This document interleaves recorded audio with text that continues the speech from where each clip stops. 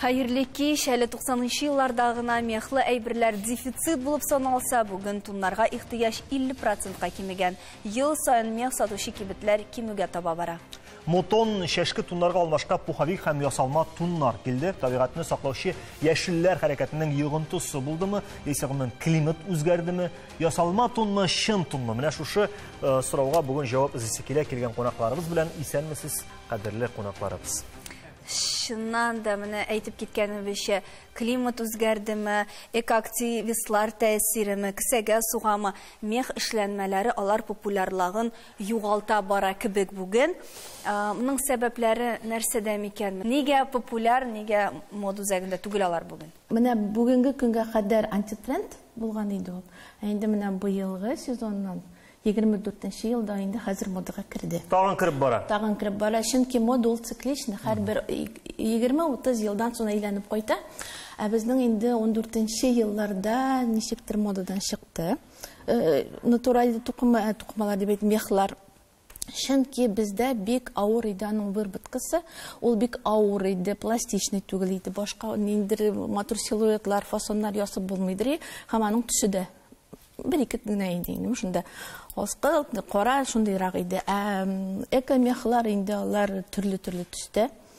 Һәм инде алар бик җиңел, кыйбат та түгел, шуңар алар тиз генә 90% битен хатын-кызлар киеп йөри. Яңа төрле фасоннар, силуэтлар шуңар бик тиз генә модага кирделәр. Шуның белән генә бәйлем ул. Менә сез әйтәсез, эшкәртү һәм кыяфәтте икенче дип яисә бармы инде бер шушы моданы күрсәтүче, куючы берәр илме, яисә берәр дизайнермы? Менә кайдан килә соң ул моданың, трендның башы? Менә бу 24 елдан яңадан модага керә дисез. Кайдан килә, кайдан исә бу? Юк, мин бәлки килешеп бетмәмен. Менә сез әйтәсез, яңадан модага керә дип. Әмма бик кыйбатлы мехлар гына яңадан модага керә бит. Шул ук мәскән мутон, шәшке туннар алар бит хәзер модада түгел дип беләм. Алар бары тик әйбернең ниндер декоратив нәрсәсен генә үтиләр, вазифасын гына үтиләр. Кайсы бер туннарның да белмибез дә ул эко-мех икәнен, чөнки ул чыннан да эко-мех дип атала.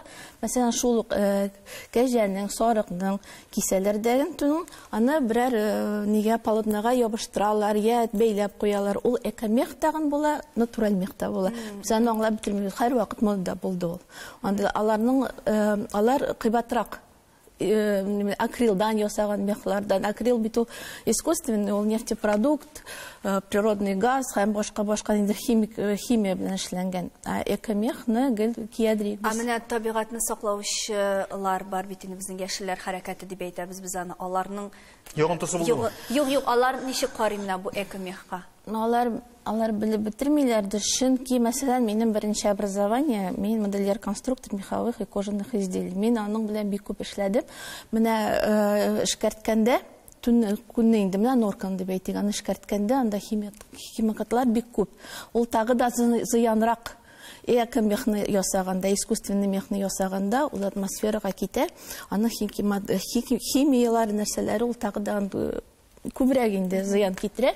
Шуның өчен без аны белеп бетермибез. Алар атмосферага килгән зыяннан карап фикер йөртми. Алар күпме җәнлек кырыла, күпме җәнлеккә теге гаепсез үлә дип алар шаңсуга битне. Менә экологлардан сорыйк әле. Менә буның балансы бармы? Модага кирүе, модадан чыгуы мехның экологиягә ничек тәэсир ясар?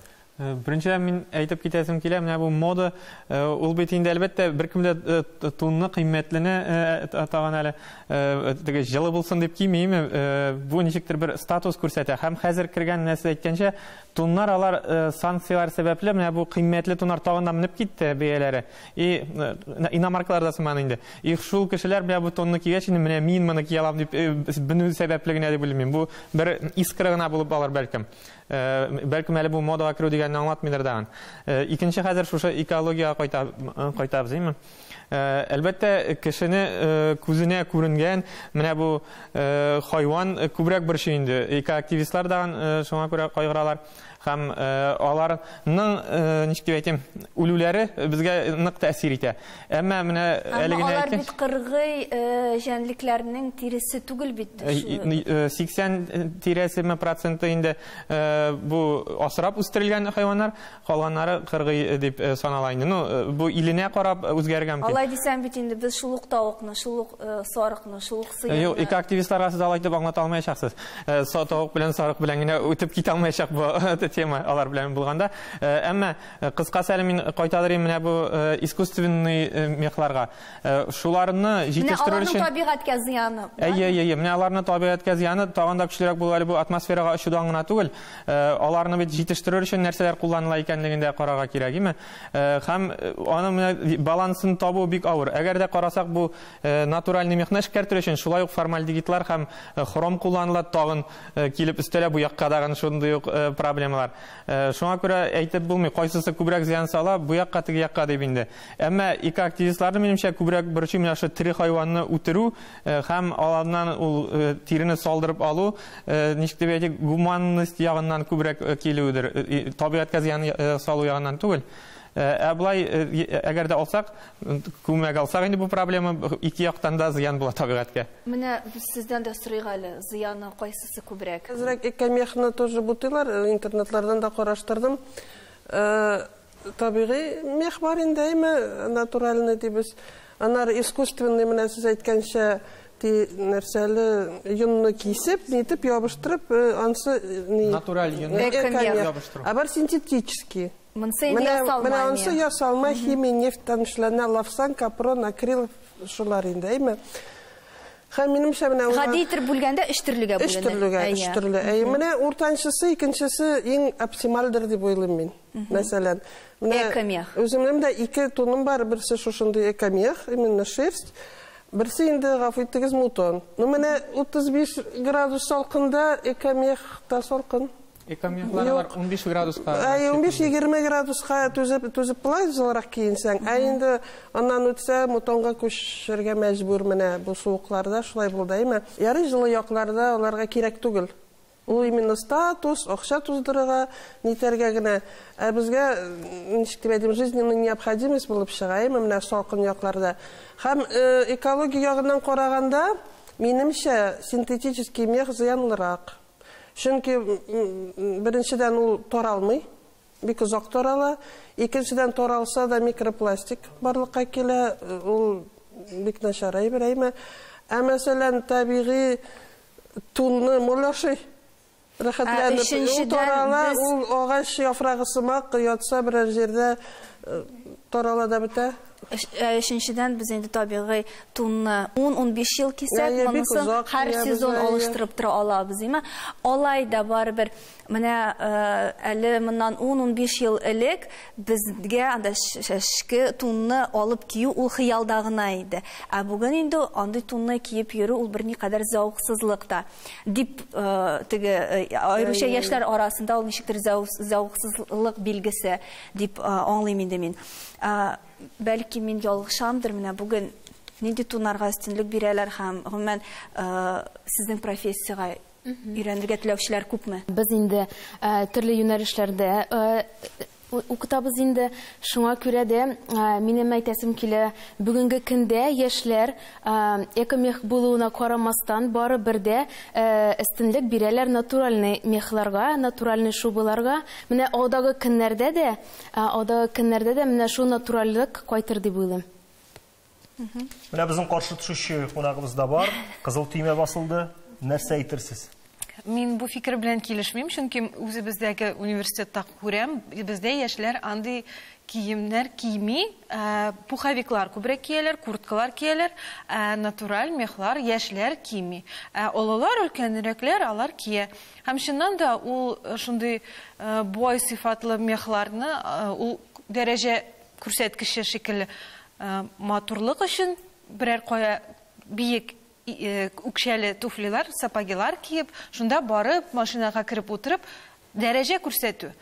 Уңайлылык өчен мин 3 бала анасы буларак, декретка чыккач, мин ул тунны кимәдем бер тапкырда.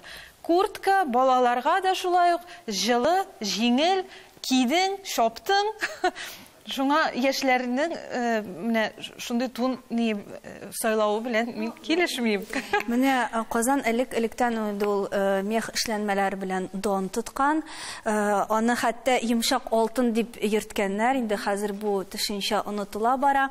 Менә бу мех эшләнмәләр инде урын алып тора. Һәрбер халыкның аның яшәвен, киенү системасын шул исәптән, ашау системасын, аның климаты беренче чиратта һәм инде әлбәттә табигаты билгели. Мәсәлән, әйтик, менә минем туным бар, алар берничә ел яттылар. Менә быел мин аны кимиче булдыра алмыйм, чөнки нәкъ сезнең белән килешәм. 40 кат кигәнче киясең дә җиңел генә киемнең өстенә туныңны кидең дә чыгып киттең. Бу бер. Ягъни безнең климатта тунсыз мөмкин түгел. Һәм инде ул тун дигән вакытта аның да эшләнүе, аның шул ук вакытта, әгәр дә инде без билгелебез дигән борынгы заманнарны, бик борынгы заманнарда без бит инде беләбез, хәтта менә безнең урманнарда, без урманнар арасында яшәгәнбез, тиеннәрбез бик булган, тиен дигән акча берәмлеге дә шушы тиен тиресенә бәйле барлыкка килгән. Аның белән бергә аяк киемнәре карыйбыз икән, без бит әле тун гына түгел, без бит әле күн аяк киеме дә киябез. Гомумән безнең теге тунга гына бәйле түгел, җәнлек, хайван тиресенә дип әйтик инде бу очракта. Читекләр дибез, аларда шушы тире. Ләкин хәзерге заманда бу излеклелекне аңлатып була микән соң? Менә шуннан да элек яшәгән урын, тапкан шул ук сәнәгать ничек барган, кеше шулай киенгән. Ләкин бүгенге көндә аңа гына бәйле түгел бит инде. Без хәзер бүгенге көн сез миңа борынгыны сорадыгыз, шуңа күрә мин җавап бирәм. Бүгенге көндә әлбәттә сүздә юк. Без кулланучылар дөньясында яшибез. Biz bizning aytganibizcha trendlar dunyosida. Фәнзилә апа, менә бүгенге көн турында без рекламадан соң сөйләшербез.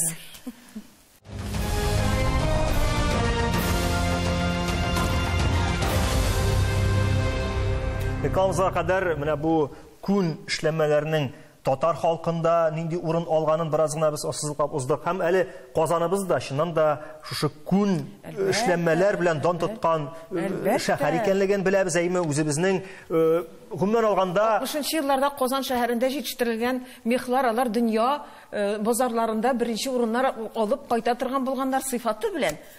Сүздә юк, үзенә күрә дәүләтнең ниндидер бер төрле бренды.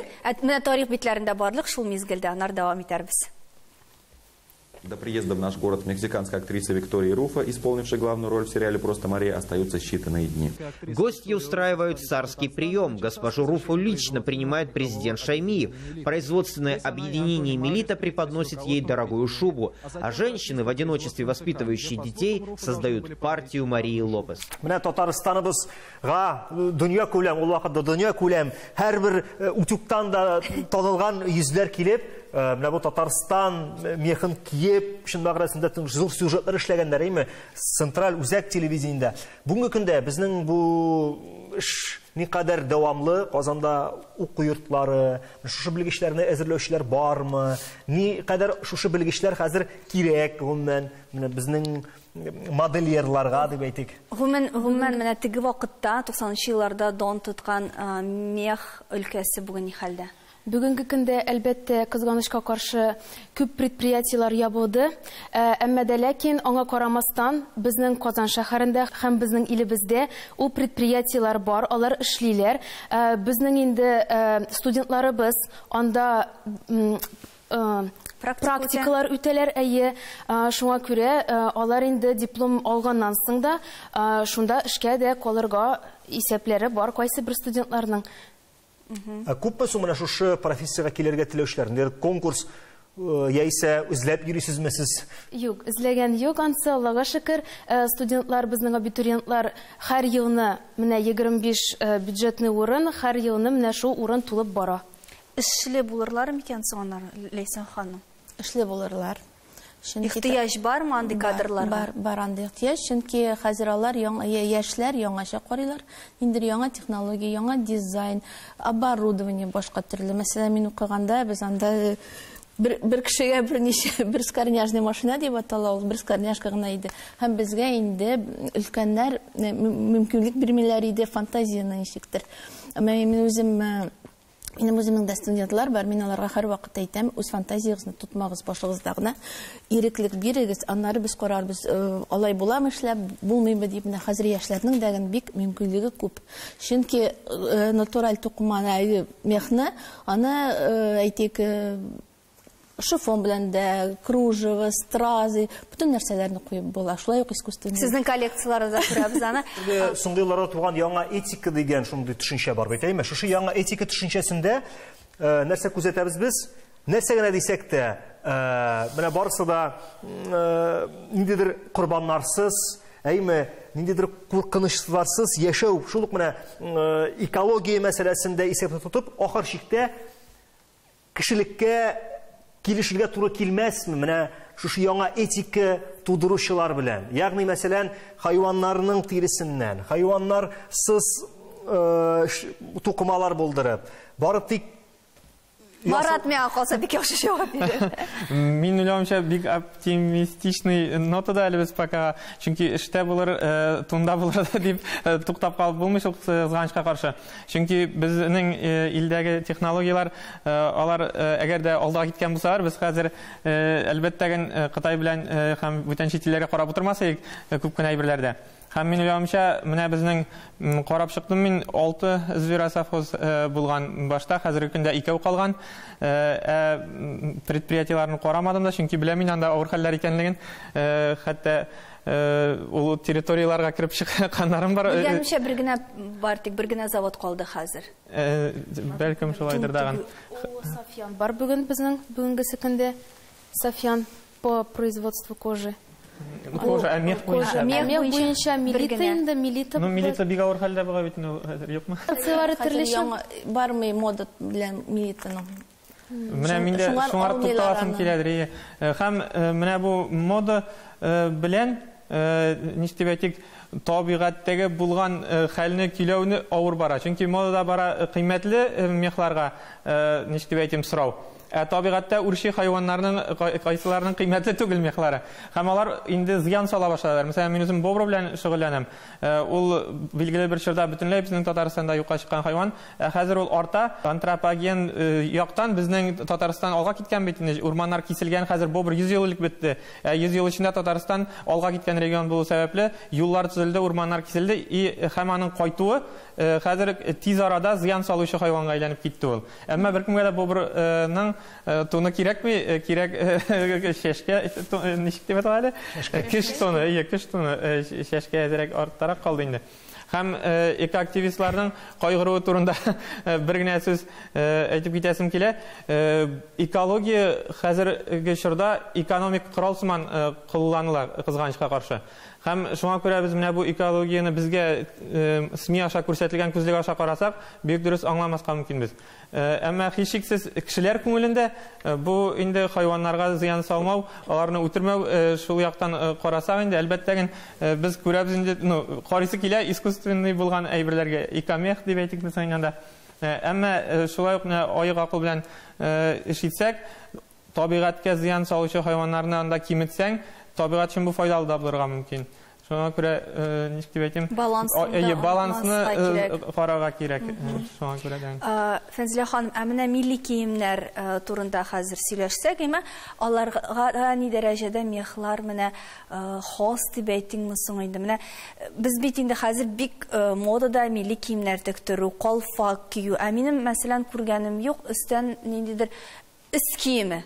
Мехтан ясалсын ул, башкасымы булган. Менә без бит әле хәтта 90-нчы елларда да кайры туннар ясаучы осталар үзләренең иләрендә ясаучылар бар иде. Ул технологиягә бәйле һәм ул гади халык тирене беренче чиратта ул сарык тиресен, аннан соң инде бузау тиреләрен, сыер тиреләрен түгел, чөнки бузау тиресе йомшаграк, аларны эшкәртеп, әйтик, манып имән кайрысына, монда хәтерлисездер әле күбегезнең бабаларының иләрендә теге ут янып тора торган туннар бар ише. Һәм аны инде соңынтын кайры тун дигән вакытта тиресе теге тупас эшкәртелгән. Бөек Ватан сугышы турындагы фильмнардан без күреп беләбез. Аппак тун һәм инде аның тиресе тышта. Ул теге билле, менә алар кайры туннар, тышка кайрысын куеп, аннан соң аларны инде тышлый башладылар, каядыр 80-нче еллар ахыры булып, 90-ларда инде тышлы тун дип әйтә торганнар иде. Әлбәттә, ул милли дип әйтеп булмый, ул халык киеме. Халык киеме ул бит һәр вакыт менә шушы яшәешнең белән бергә атлап бара, әйткәнемчә, һәр авылда, һәр бер йортта берничә толып бар иде. Ул толыплар бит бабайдан улга, улдан аннан соң иде аның баласына 7-8 буын ул толыпларны киеп, чанага отырып туганнарына бара. Кышкы юл бит толыпсыз мөмкин түгел, ат белән барганда. Анда бит жылы хәзерге кебек жылытылган машина түгел. Толыплар, аннан соң инде аяк, аның шунсы бар, менә һәр бер тирене Советлар чорында да шулай булганы бит җыялар иде. Җыялар иде, чөнки менә бу эргономика дигән әйбер дә бар тагын. Халыкның акылында, менә халык мәдәниятендә син бер генә нәрсәне дә тик торганнан чыгарып ташларга тиеш түгелсең. Хәтта менә безнең Уралда яши торган татарларыбызда атның аяк өлешендән, тупас тиресеннән тигелгән аяк киемнәре булган. Алар инде без аларны экспонатлар буларак күрәбез, чөнки ул бик җайлы, бердән икенчедән су үткәрми. Менә капчык кебек тигелгән менә шушында аяк киемнәре булган. Алар барысы да халыкның акылы, табигатьне зыян салудан гына түгел. Исраф итмәү. Исраф итмәү. Хәзер без аны югалттык дип әйтә алабызмы? Без бу көн әйткәнемчә, без бит кулланучылар дөньясында. Безгә без хәтта җитешеп тә өлгермибез. Туның менә дигән эленеп тора киергә инде сез әйтмешли антик. Ике киясеңдә инде яңа алырга кирәк. Шул аяк кием әйтик, ир-ат аяк киеме? Киресенчә, әгәр дә ясалмый икән, аяк туңмый. Бу миндә генә шулаймы, яисә бармы моның аңлатмасы? Әз генә зуррак алырга кирәк, бер размерга зуррак алырга кирәк. Чөнки тун кигәндә дә ул сезгә сыланып торса, аның белән дә суык. Ул әз генә свобода булыр. Димәк, натураль ул һәрвакыт җылырак дигән сүз түгел.